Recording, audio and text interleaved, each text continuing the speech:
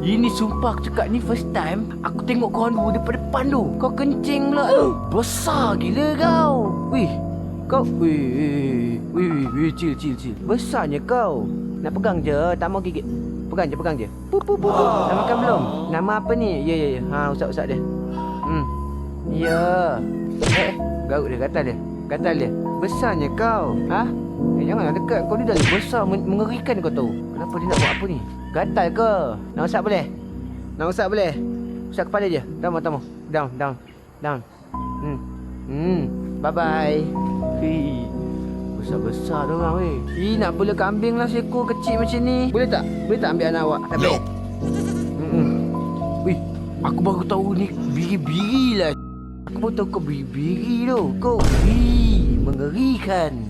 Chemical die. Donkey. Halo. Tu alpaka tu. Aku takut dia ludah kat aku weh. Kau ludah kat aku tak? Janji kau tak ludah. Aku nak. Kau nak ludah kan sebenarnya kan? Geram aku. Donkey.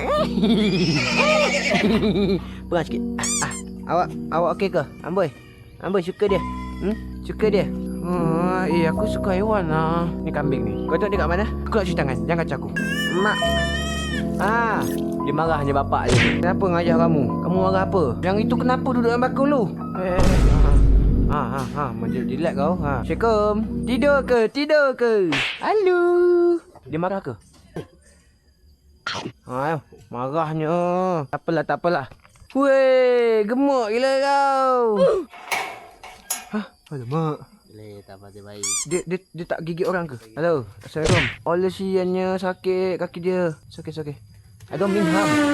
Yang itu pun kalau masuk lari ke? Sekal tu. Tak nak lah. Okeylah, apa-apa pun. Thank you, Hussein Fauzi Farm. Ciao.